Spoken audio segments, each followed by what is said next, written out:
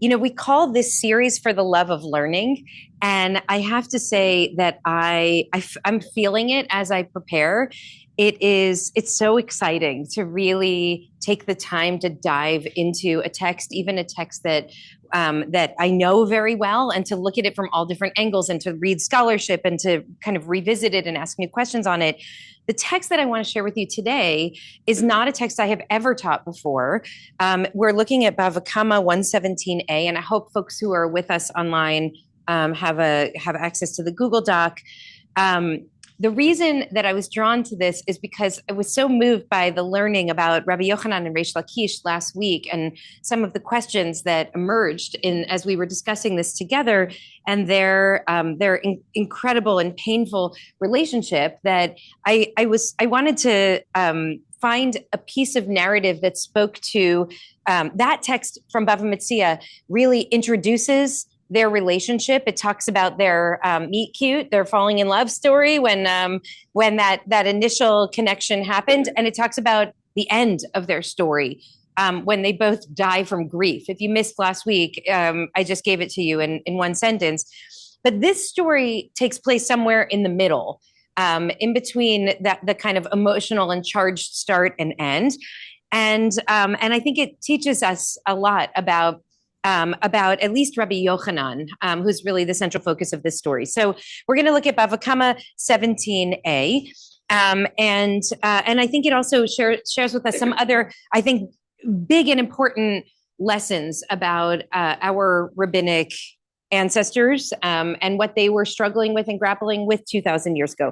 So let's jump into the story. This story actually begins not in Eretz Israel, not in the land of Israel, but in Bavl, in Babylonia. And here there is an incident in which a certain man who desired to show another individual's straw to the Gentile authorities who would seize it becomes known. So you have to imagine that there's a Jewish community living in exile in Bavl. And somebody, the straw, it seems like he's collecting or holding goods without notifying the Gentile authorities for tax purposes. And another Jew knows that he's doing this kind of illegal or illicit action, and he wants to notify the Gentile authorities who will come and take the Jews. That the person who's going to tell on the other goes before Rav, who's the leading authority in Bavl, in Babylonia, and says to him, and Rav says, do not show it, do not show it. As in Steinsaltz's words, you are absolutely prohibited from showing it. So one Jew says, I know that my fellow Jew is cheating the law. I'm going to go turn him into the Gentile authorities. And Rav, the leader of the community, says, absolutely not. Do not do it. Don't turn him in. And the first man says, I will do it, and I will do it. Okay. And so Rav Kahana, who's another rabbi, great leading authority also in Bavl at the time, and kind of a colorful figure, which we'll maybe at some point get to dive into more. He was sitting before Rav when this happened. And so he witnessed the whole thing. And he dislodged the man's neck from him. He broke the man's neck and killed him. So for those of you who didn't read ahead, this is kind of an astonishing story. Rav Kahana murders a man because he threatens to turn a fellow Jew into the Gentile authorities. So what is going on here? I'd love to just lift up some thoughts. And by the way, Malik, thank you for your wonderful work putting all this together. And Malik has a little mic just so the folks who are with us can follow from home. So does anyone have an idea what's going on here? Why does Rav Kahana kill the man? And just introduce yourself and then share if you would. Paul. You can take it, Paul. Yeah, I would think he did it out of fear. Okay, so Rav Kahana is afraid maybe for the Jewish community. Correct. If you turn this Jew in, the Gentile authorities will come and it could endanger all of us. Jill, were you going to say something similar? That same thing, yeah. Okay. So in fact, In fact, that is the way that the rabbis read this story. And here I want to introduce to you the category of someone who's called a Moser, which is a Jew who turns other Jews in to the Gentile authority. And if you look down at the Mishnah Torah in text 1a, from Hilchot Chovel Umazik, so here we learn that it is forbidden to inform about a colleague to the Gentile authorities and thereby endanger his physical person or his property. I want to take a step back for a second and say that there is an idea in the halacha called dina de malchuta dina. It means the law of the land is the law. And if you're a Jew and you follow the halacha, part of your obligation is to follow the law of the land. And I remember very clearly when I was in rabbinical school, I used to do these kolbo pulpits where, you know, they'd send you off to some place where you'd have a community of like 16 people and you did everything, like soup to nuts, every sermon, blew shofar, sang kol nidre, like bronchitis for 3 weeks afterwards. But I was staying in the home of the one religious Jew who lived in this town, who I don't want to say too much, but who we stayed up very late at night after Erev Rosh Hashanah when I came back after leading my service and he led his. And he explained to me why he always parks in handicapped parking spots, because he feels that he spends his whole day serving Hashem. And so he does not need to observe the simple laws of the land. And I said, have you not heard of the principle of Dina de Malchuta Dina? That part of the obligation of a Jew is to honor and respect the laws of the land. And if you don't, it's actually bad for the Jews. When Jews break laws, it reflects on all of us. And he felt that he was very justified. And I will never forget that interaction. Well, here it's kind of making, it's not exactly making his point, but a little bit. It's saying we are bound to follow the laws of the land. But if a Jew violates the law of the land, and then you tell on that Jew, you inform on that Jew to the non-Jewish authorities, you are actually going to endanger that Jew's life. Now, why is that the case? Because they understood that in the diaspora, in exile, and remember, this is taking place in Bavl, not in Eretz Yisrael, but in Bavl, in Babylonia, that the laws were often prejudicial against Jews. And so they understood that a Jew would not get a fair shake in court. And so turning him in would actually endanger his life and his property. And even more so, as Paul and Jill both indicate, could endanger not only him, but also the Jewish community. And the rabbis write about blood libels and about pogroms and about expulsions that often were sparked by accusations against one Jew of wrongdoing. And then because this is how racism works, they would essentially spark riots and violence against the whole Jewish community. So not only are you not allowed to turn over a Jew who's violating the Gentile authorities' laws, but even if you look at the second paragraph of Rambam, it is permissible to kill a Moser. Mutar laharog hamoser. It's permissible to kill a Jew who's going to inform on another Jew, kill him before he informs. This is really astonishing to my mind, that what Rav Kahana did is actually the right thing to do according to the halakha. In part, I think, established because of this story. The halakha, of course, Rambam comes after the Talmudic story. So keep that in the back of your mind as we go on with the story. So Rav commits murder in the Beit Midrash. By the way, one interesting thread would be that we could follow in these classes is murder in the Beit Midrash. This is not the only time that this has happened. Murder and attempted murder. Maybe let's see where it's going to go. I'm going to let myself flow like the water through Gan Eden. Okay, so Rav Kahana murders a guy, and Rav witnesses it. The whole Beit Midrash just witnessed what just happened. And so Rav quotes a pasuk from Isaiah: "Your sons have fainted; they lie at the head of all the streets as an antelope in a net." And says, just as with regard to this antelope, I'm in text 2 on the second page. Once an antelope falls into a net, the hunter doesn't have mercy on it. So too with regards to the money of a Jew, once it falls into the hands of Gentiles, they won't have mercy on him. So he's essentially saying, I think you did the right thing. You had to stop this guy before he caught the antelope, the Jew who was cheating the authorities in a net. because they would not have had mercy on our fellow Jew. So you did the right thing, but still, it's kind of problematic when someone commits murder in the Beit Midrash. It's certainly not a good look for us. And Rav goes on to say, you know, when the Persians ruled over us, they didn't really care if we murdered each other in the Beit Midrash. But now that the Greeks are ruling over us, they really don't like murder very much. And so it's not great what you did. Like, even though it was really the right thing to try to protect this to the community, still, like murder, it's like we could also get in trouble for murder. So we have to do something. And so he says they're going to press charges against you, and Rav Kahana needs to be protected. He's one of the greatest minds of the generation. So Rav says to him, "Get up and go to the other Jewish community." This is like the reverse aliyah of what happens now when prominent Jews get in trouble in the US. They build a new life for themselves in Israel. Well, this is actually, it's the same. It's the same. Get up and go to Israel. You'll have a beautiful life there. Nobody will know what you did back here in the US or Australia or wherever you got in trouble. So go to Israel. And he says, go study with the small, remember, there's a small Jewish community that remained after the destruction of the temple. That they built a Beit Midrash and they were learning, and it remained small, but they still had very prominent thinkers there, including Rabbi Yohanan and Reish Lakish, who we read about last week.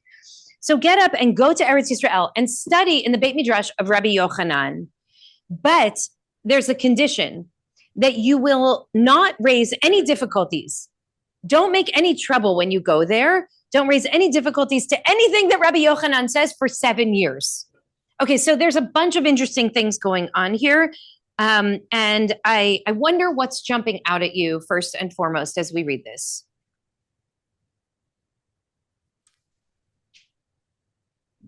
Keith, and then RBZ. This is, the first dilemma is a classic case of what's the least of two bad things, or what's the best of two bad things, and that happens a lot. Okay, meaning like I could either let you inform on a fellow Jew, or I could murder you, and murder would be less bad than you. Okay, so right, so he's doing a calculation. Neither of these there's no good option here for him. If he didn't kill the guy, then who knows what kind of violence could have been sown against the Jewish community of Bavl. So he had to do it, but it wasn't a good thing to do, to kill another human. Yeah. So I was going back to the text about dislodging the man's neck from him. I'm just thinking this time of year where people are eating turkey and they're being slaughtered very kashrut wise for an immediate thing. So I'm thinking, wonder how that relates to the time we're in right now for the secular holiday. I strongly recommend that we don't experiment with this practice at our Thanksgiving tables. I agree, but I'm from that world. I want to bring another resonant. There are lots of echoes that you're going to hear in this text. One of them is to Moses, right? Remember that Moses goes out and kills the Egyptian who is attacking another Israelite. And then it's whispered about, and the Israelites know the next day when he tries to stop the fight. Like, it feels like there's an echo here, and Moshe himself needs to flee, because actually stopping someone from harming someone else, he felt was his obligation, but doing so endangered his own life. And so Moshe flees, and here Rav Kahana has to flee in order to save his own life. And I wonder, just specifically to the point about Rabbi Yohanan, go to Rabbi Yohanan, but don't make any trouble for 7 years. Like, don't raise any problems. And I wonder if we have a theory about what's actually going on there. I think some wheels are turning here. So if you have a theory, like really quickly, what's your thought, Jill? I'm going to say that it's more about the spirit of taking that action and killing that guy without any. It's sort of like a karmic recourse, that he is now having to humble himself. Yes. By not. Great. Yeah. So it's like penance. Yeah. It's a little bit of penance. Like, you did this thing, you had to do it. Maybe, like, let's just assume for a second you had to do it. It was the lesser of two evils. I'm not sure I agree that it was, but just say it was. but like humble yourself because you took the life of a human. And a Jew not arguing for 7 years is really a lot. Okay. Especially Rav Kahana, as we're going to see. Yeah, Marsha. For me, I just keep thinking about what Jacob did, and he may or may not have transgressed by lying to his father. And then in order to save himself, he goes to Laban, to his mother's brother, and essentially for 7 years. And I wonder if Kahana has to learn what Jacob learned and went through. So good. Thank you. I love all of the echoes. And I want to say, I'm certain that our rabbis, when this story was told, were also hearing the echo of Moshe and of Yaakov. And like, this is a trope for us, that you commit a wrongdoing and then you have to flee for a period of time. I think that's really great. Tom, really quickly, and then we'll go on. I wonder if it has something to do with with the location. That one is in Eretz Israel and one is in Bavl. Yeah.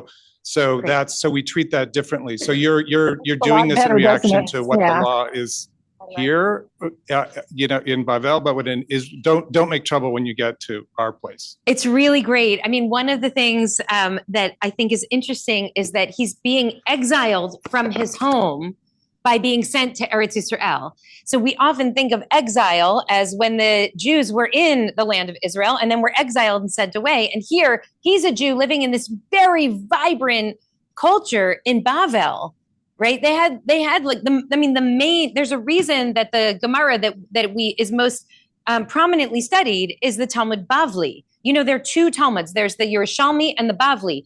The Yerushalmi comes out of Eretz Israel, out of the land of Israel. The Bavli comes out of the diaspora, out of exile. So here he's being sent into exile in the land, which is the opposite of what we usually, how we usually understand how exile works. Except, as I said earlier, when a prominent Jew makes a mistake in the U.S. Not naming any names. Okay. So I want to just add a couple of other possibilities. One that I saw, like the rabbis mention, the Maharsha says that the reason that he had to stay quiet for 7 years was actually because Rav Kahana, who was a student of Rav, it was an act of chutzpah. Just let me plant the seed because of where the rest of the story is going to go. It was actually an act of chutzpah that Rav Kahana killed the informer in front of Rav. Rav's his teacher. And so it seems like he's stepping over the toes of his teacher. His teacher also knows the law. I mean, you could say he's letting his teacher keep his hands clean, but he's also expressing a kind of eagerness that feels almost inappropriate or disrespectful of the line of command. That it should go to Rav to respond to the problem facing the community. And it's like, here comes this junior rabbi who's like, I got this, and takes over without even consulting with Rav, and it feels inappropriate. So one of the Maharsha says he's trying to teach him humility, like, you're a great rabbi and a great learner, go and be safe, but also like just learn some humility and listen more than you talk. That's one possibility.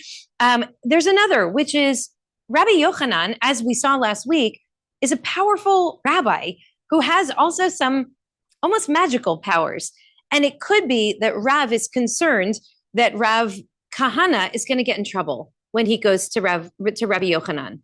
If you're not familiar yet with these names, like I think most of you were here last week, but Rabbi Yohanan, remember, he got upset with Reish Lakish, the love of his life, his partner, his chavruta. He got upset with him, and as a result, Reish Lakish got sick and died. And it could be that is known in the rabbinic world. Like, this is a dangerous guy. Just be careful. Be a little bit humble when you're around him. Okay, don't make any trouble for 7 years. Then once you're acclimated to the place, you can start to make trouble.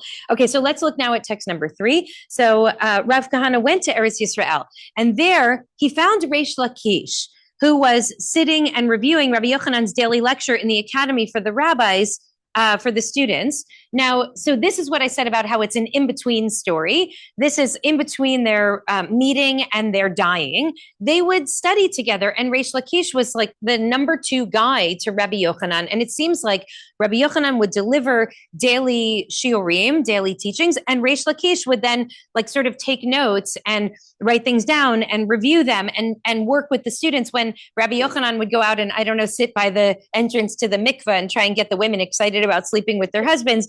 But meanwhile, Reish Lakish is still in the Beit Midrash, and he is doing the work of like processing the daily lectures. And so when Rav Kahana gets to Eretz Yisrael and walks into the Beit Midrash, who does he see? But he sees Reish Lakish.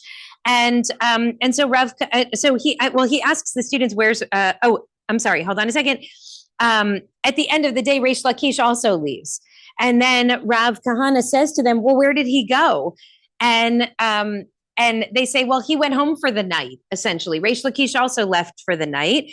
And Rav Kahana says, well, I have like this problem and that problem with the way that he was speaking about Rabbi Yochanan's lecture. So I have this idea and I have that idea. And so the students tell Reish Lakish, there's this new guy from Bavl, and he came in and he heard what when you retaught Rabbi Yochanan's lecture, then you left. And after you were gone, he raised all kinds of questions and all kinds of problems. And so Reish Lakish goes and to Rabbi Yohanan, his teacher and friend, and says to him, a lion has ascended from Babylon. The master ought to examine the discourse that he'll deliver in the academy tomorrow. In other words, there's someone who's come here from the other center of Jewish life. He seems really smart. He's messing with all the students. He's saying that he has all kinds of questions and all kinds of challenges. Just pay attention tomorrow to the new guy in the Beit Midrash. A lion has ascended from Babylon, he says. And so now Reish Lakish and Rabbi Yochanan are alerted to the new guy in town. The next day, they put Rav Kahana, the new guy, in the front row in the Beit Midrash, right in front of Rabbi Yochanan. And Rabbi Yochanan teaches something, and Rav Kahana doesn't challenge him because he remembers that Rav says, don't mess with Rabbi Yochanan for 7 years. So then Rabbi Yochanan teaches again, and he doesn't challenge him again. And so as this happens, they're like, why did this guy get a front row seat? Like, we put him up front because we thought he was demonstrating all of this incredible intellectual sophistication, but maybe he's not as great as we thought. And so each time, the rows where they had the best students in the front and the newest students who hadn't learned as much, not as learned, they were in the back. And so each time Rabbi Yochanan teaches and Rav Kahana doesn't challenge him, they demote him, essentially. They keep moving him further and further back. And they're like, oh, this guy, he's not such a lion after all, right? Like, what happened? That he came in roaring, and then as soon as he's in front of the great teacher, he gets really quiet. And eventually, Rabbi Yochanan actually says to Reish Lakish, the lion, he's really a fox, meaning, I don't know, a fox doesn't seem so humble to me, but he's not considered the wisest of animals. He's not knowledgeable at all, says Rabbi Yochanan. Meanwhile, Rav Kahana, having suffered the humiliation of being moved back row by row. Remember, I don't know if you're familiar with the story of Rabbi Akiva, Rabbi Akiva started to learn when he was in his 40s, and he was seated in the back row, remember, with the little kids. And it's humiliating, but you have to work your way up. Rav Kahana starts in the front because he had raised all these challenges, but he's demoted and moved all the way back. And it seems like it's quite embarrassing for him. So imagine being the smartest kid in class, but needing to hold in your challenges because you're trying to honor your rabbi who warned you, don't you dare say a word and mess with Rabbi Yochanan. Why did he originally raise these questions when he got to the Beit Midrash the day before? Maybe he wasn't scared of the students, and he wasn't scared of Reish Lakish. He was following to the letter of the law. I'm not going to challenge Rabbi Yochanan, but I'll challenge everybody else. But here in public, he's being humiliated. Are you with me? Yeah. Okay. So Rav Kahana feels humiliated, and he says, may it be God's will that these 7 rows that I have been moved should take the place of the 7 years that Rav told me that I have to shut my mouth. So he can't take it anymore. And he stands up and he declares, I have a problem with what you just taught, right? And he says to Rabbi Yohanan, go back to the beginning of this lecture. Like, how long can you hold? Who said earlier it's hard for a Jew to stay quiet for 7 years, Jill? Like, it's really, Rav Kahana can't even stay quiet for one shi'ur. He has to talk. Like, the people who are like this. And I go in the summers to Hartman in Jerusalem, and they always start now with the same instruction, which is it's like 300 rabbis, American rabbis sitting in the room. And they say, if you're one of the people who's always talking, we're going to invite you to practice your quietude and make space for other people to talk. And if you're one of the people who's always afraid to speak, which is none of those rabbis because, occupational hazard, please step up. So it's like a step up, step back. Rav Kahana cannot step back. He can barely contain himself. It's like me at a silent retreat, which I did once. And the whole time I'm like, oh, I need to say, there's so much I need to say. So that's Rav Kahana. This is self-awareness. And so Rav Kahana stands up and he basically says to Rabbi Yohanan, back to the beginning. You started this lecture and you said a bunch of things and I need to challenge them.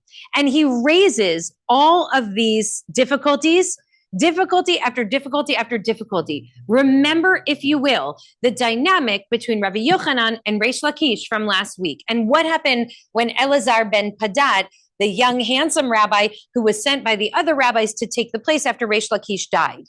Do you remember? Everything that Rabbi Yohanan said, Rabbi Elazar ben Padat agreed with.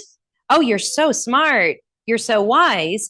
And Rabbi Yohanan said, that is not a chavruta. A chavruta does not just praise me. I know I'm right. I already know I'm brilliant. What I need is for you to challenge me. Rabbi Yohanan seems to be a person who appreciates being in the arena. He wants to be challenged. Consider that as we see what happens between Rabbi Yohanan and Rav Kahana. So Rav Kahana is sitting on 7 cushions. And I think because there's so many rows of students, he's like propped up like the princess on the mattresses with the pea underneath. And each time Rav Kahana raises a good challenge to him, he removes the cushion from underneath him. What is he doing? He's equalizing, he's humbling himself, because here's this guy who from the back row now, he's never met Rav Kahana before, from the back row is raising such brilliant challenges that he's like, oh my God, wow, I hadn't thought of that. And so he's lowering himself. He has humbled Rav Kahana, and now he's humbling himself as Rav Kahana continues to raise difficulties and he continues to move cushions. And finally, he's sitting on the ground. And now they're equal, okay? And I'm going to use this choreography in a couple of the future stories that we're going to read. So keep it in mind, the kind of lifting up and lowering of who's the student and who's the teacher. So he's the Rabbi Yohanan now is seated on the ground, the great Rabbi Yohanan with all of his students, with Reish Lakish, with the whole community of Eretz Yisrael witnessing. He has been humbled by this stranger who comes in from Bavl. Now look at the end of the text in number 6. Rabbi Yohanan was an old man, and his eyebrows drooped over his eyes. So pause for a second. What's the one thing we know about Rabbi Yochanan's looks? He's a hottie. And here now we're being asked to imagine him as a hottie elder whose eyebrows are have so overgrown that they're covering his eyes so he can't even see. They're challenging us to think about this beautiful physical creature. Also, now they are imagining he's seated on the ground, he's humbled, he's diminished in form in some way. And he says to his students, uncover my eyes so that I can see this guy. Who's the guy who so challenged me this way? And they take a silver eye brush and they lift up his eye. I love that detail. I looked at Rashi, who says his eyebrows are so large that they literally cover his eyes. He is blinded, right? And we can think about Isaac being blinded. I'm sure Marshall's already thinking of that, like the ways that we're repeating tropes from our stories. So he can't see, but once he sees, listen to what he sees. He's like, I want to see the guy who bested me intellectually. So think about the rabbi who is super excited about being intellectually sparred with. As we saw, it's essential to his life force. When he doesn't have a partner, he dies in the previous story. Here, he's got this sparring partner. And when he sees him, look at what he sees. By the way, and what Reish Lakish is thinking during this whole story, right? On the sidelines. Just imagine that dynamic. Rabbi Yohanan sees that Rav Kahana's lips were split. Okay. So he thinks this guy's laughing at me. So he gets it, he loses it. Rabbi Yohanan sees that this, like the balancing, I've equalized myself with you, and now you are mocking me. You, this foreigner, this child, you're mocking me. And so Rabbi Yohanan is like offended. He's heartbroken by it. And in that moment, Rav Kahana dies. Rav Kahana, the murderer in the Beit Midrash, Rav Kahana, the brilliant scholar, when he offends Rabbi Yohanan by laughing at him or smirking at him, Rabbi Yochanan's spirit is like attacked by it. And the fact of Rabbi Yohanan being diminished by this actually kills the great Rav Kahana. The next day, Rabbi Yohanan says to the rabbis, did you see how that guy, that foreigner, that guy from Babylon, how he behaved in such a disrespectful way to me? Did you see how he was mocking me? And listen to what the rabbis say. Actually, that's just how his face looks. He has resting bitch face. That's just his face, right? But actually, they say he had like a split lip, that Rav Kahana had this physical appearance that was unusual. It maybe in Eretz Yisrael, maybe just it was unique to Rav Kahana.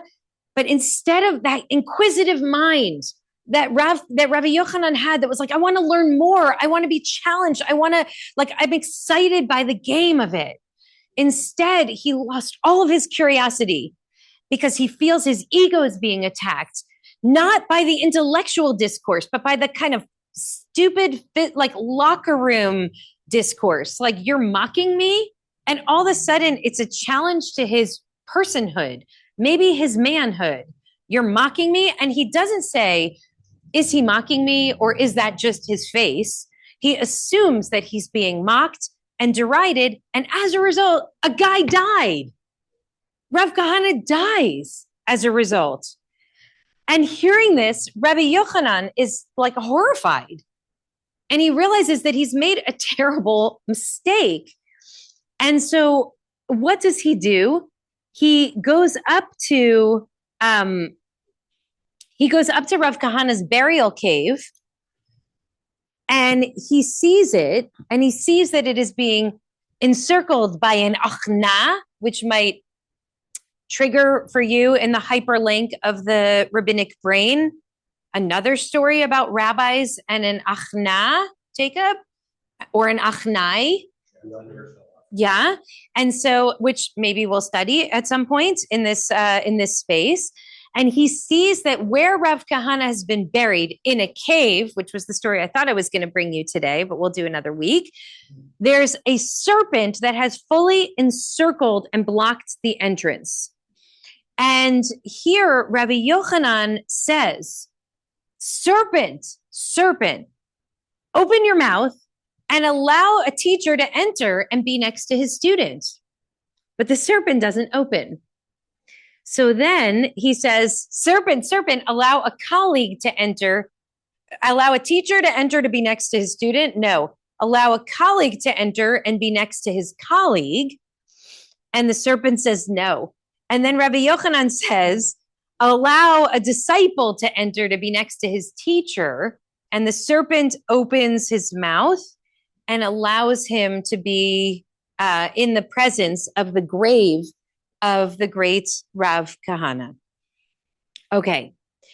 When he goes in, he requests of God that God has mercy over Rav Kahana and breathes life back into him. And it works. Rabbi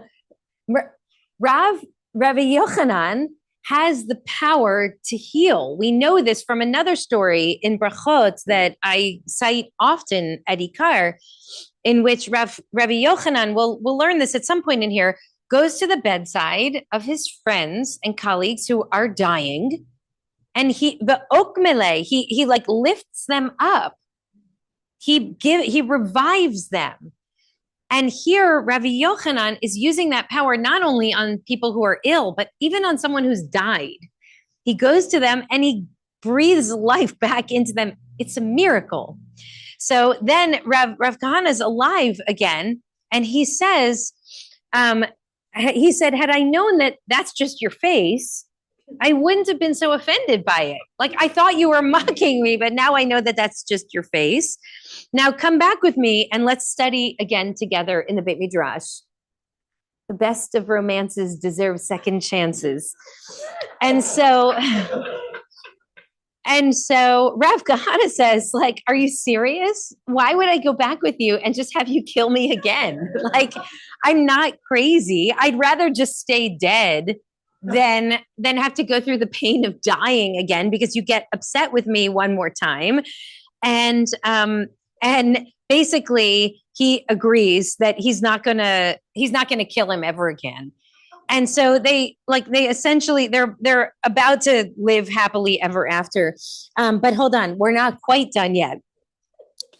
He says, no, because there was a particular moment when you could have died because of my grief, and you did, but that time has passed. So now if you come back, even if I get upset with you, you're not going to die again. That's just not like the way that the world works. So I bring this Bava Kamma 117a-b here because in another place in the Talmud, in Bava Kamma, and we glanced at this last week, our text teaches,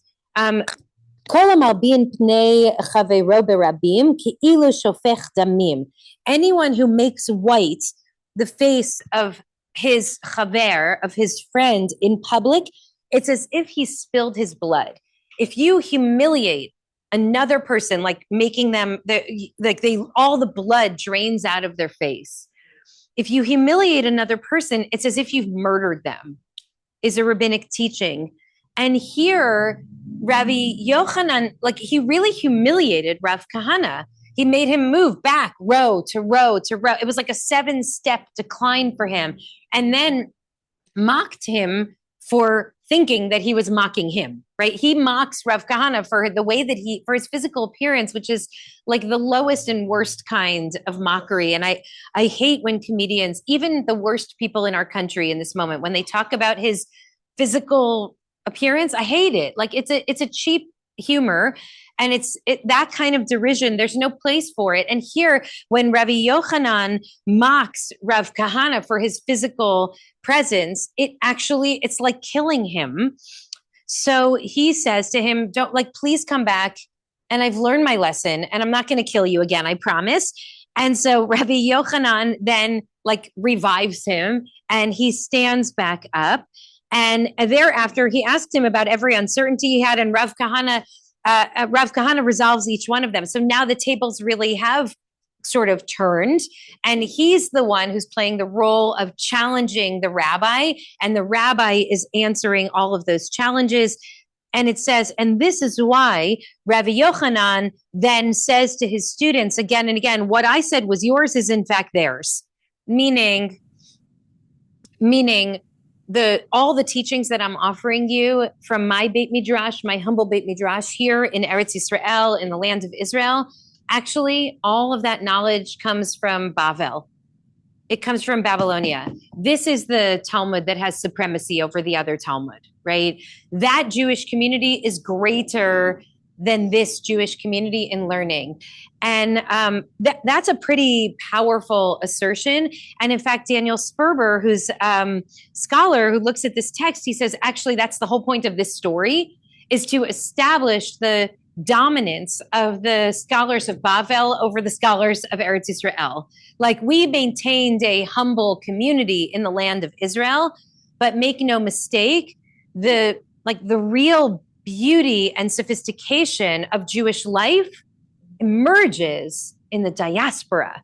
That's like a very radical claim, right? And where is that story being told? In the Bavli.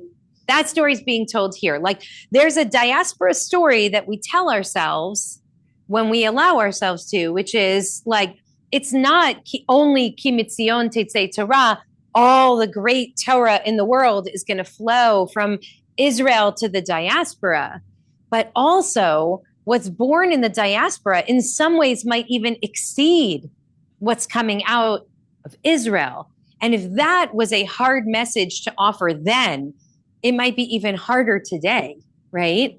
To say, like, actually, this Jewish life is not secondary to Jewish life that we might live there, but there might even be possible in the spaciousness of the diaspora that something else can be born that's equal to, or maybe even in some ways better than what could come from there.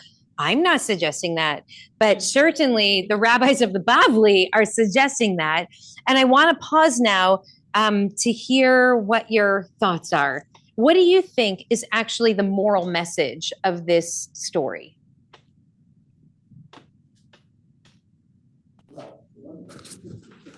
And also, please introduce yourself. For one thing, no matter how well intentioned you are, your actions have consequences.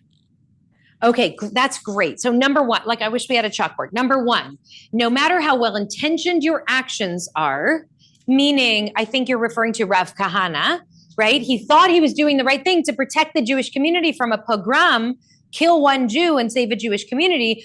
Don't think there won't be reverberations to that act. Okay, that's great. And I think that also carries through in many, we can attach that lesson to many other pieces of this story too. Even when you're doing the right thing and it's the lesser of two evils, there are still ramifications to your actions. Yes. It reminds me of being a Jewish day school student or a camper at Camp Ramah and going on a field trip where we were wearing our Camp Ramah shirts, and people said, you're going to be the only Jew that these people have ever met. And they're going to know because it says Pressman Academy on your t-shirt, and you're wearing a kippah or whatever it is. And I would always think, like, what, we're not supposed to, like, we can't just act how we always act. We have to act, we have to be twice as good out in the world. And the answer was, yes, you do have to be twice as good out in the world. And in the story of what was happening with Rabbi Yohanan, we see that when we are actually only among our own, even if we are living within this this restricted space of our own inner morality, we fall back on our laurels. And so there's something about being diasporaic or whatever that actually pushes us to be better. That's great. That's great. And that's essential to who we are. So maybe were we not living under the Greeks, were we not living under the Romans, maybe it'd be fine to murder someone in the Beit Midrash and not worry that someone's going to come after you because, I did what I had to do. Although you wouldn't have to do it, I guess, if we were living in a majority culture. But I think you're right that in some ways, knowing that you're being judged by the outside world is both a curse and also a blessing. And Levi went to Model Congress in DC last week, and he, representing his school, and as I said to him, representing the Jewish people, because they're arguing with kippot, and like they're wearing their suits and their loafers and their kippahs, and I said, like, you must remember that you are representing our people when you're out there, and the way that you behave in every interaction will be the way that many people come to see and understand what a Jew looks like. So pay attention to that. And it's possible that people in Knesset would behave better with each other if they knew that there were some, some people who were like observing them who actually had power over them, right? That when we think we're on our own, we sort of fall back to our worst behavior, and that there's something about being in the diaspora that actually encourages us to our best selves. Thank you for saying. By the way, I also have I always think about this, but one of my very dearest friends who wears a kippah all the time except when he's driving. Like, he's like, I'm not going to harm or endanger the Jewish people just because I drive this way. I'm like, maybe you shouldn't drive that way, Okay, wait, Scott, were you going to say something? Yet another lesson of don't judge from appearances. Great. Don't judge from appearances, right? Okay, like, what if you could apply the curiosity that you have toward your intellectual pursuits also to the human pursuit of trying to understand another person and not getting so hurt that you can't that you can't ask the question. I actually think curiosity is at the heart of a lot of this. Like, what if he could have said, tell me what you mean by, I feel like we're not okay right now. It seems like maybe you're judging me for your, and he would have said, no, I love the way you're learning here, Rabbi Yohanan. I'm just sharing the lessons of Bavl too. Like, what could you have achieved had you been able to ask the question? Okay. Any other, okay. Yes, Jacob. It seems to me that both of the main characters in the story, Rabbi Yohanan and Rav Kahana, don't lead with humility. They don't begin with humility, but they end in humbled places that frustrates both of them.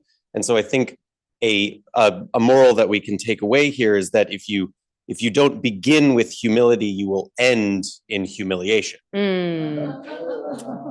Wow. That is Jacob Schatz, our rabbinic intern. And I just removed a cushion from beneath my tuchus. Okay.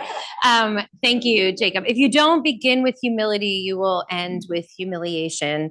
And I love that learning. I think there's also something profound about the rabbis who are the masters of only this domain, really. Like, this is a profoundly disempowered people at the time of this learning. The reason that they have such fierce fights in the Beit Midrash is because they have no power outside of the Beit Midrash, whether they're in Eretz Yisrael or in Bavl, in Babylon. And here they're like the masters here, and yet it's very fragile in that space. There's a fragility to the ecosystem of the Beit Midrash, and I think that they're being reminded, like, hold one another's dignity with great care. So I love that. I love that lesson. Second chances. Greatness is the ability to admit that you were wrong. Right? Rabbi Yohanan acknowledges that he was wrong. Healing is possible. And if you don't start with humility, you might end in humiliation. I think all good and important lessons for us today. So as promised, I'm going to pause now so that we have a few minutes to just schmooze and connect with each other. But thank you so much for learning. Thank you. Oh, I'm sorry. Let me do one more thing. We're going to do Kaddish Rabbanan. Is anybody grieving the death of a loved one in here? Janet, who is your loved one? Your friend Jeff. Yeah. Yes. So I'll invite you we have the cards, which we'll keep here actually. So please leave them when we're done. And we'll say Kaddish Rabbanan. Yitkadal v'yikadash shemei Rabbah, v'yamad divrach yirtei v'yamlich malchutei, v'chayechon v'yomechon v'chayei dechol Beit Yisrael, v'agala u'vizman kariv v'imru Amen. Yehei shemei Rabbah mevorach le'olam u'me'omaya, yitbarach v'yishtabach v'yitpa'ar v'yitramam v'yitnaseh, v'yitadar v'yitala v'yitalal shmei dekudsha brichu, Le'ela min kol birchata v'shirata tushbechata v'nechemata da'amiran ba'ama v'imru Amen. Al Yisrael v'al Rabbanan v'al Talmidehon v'al kol Talmidehon v'al kol man da'askim ba'oraita di v'atra hadein v'di v'chol atar v'atar yehei lahon u'lechon shlama rabachina v'chista v'rachame v'chai yarecheu v'zanei rabicheu for kanami kadam avahundi v'shmaya v'imru Amen. Yehei shlama rabba min shemaya v'chayim alenu v'al kol Yisrael v'imru Amen.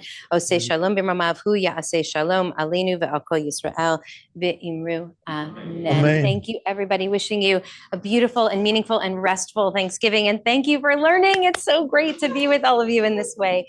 Thank you.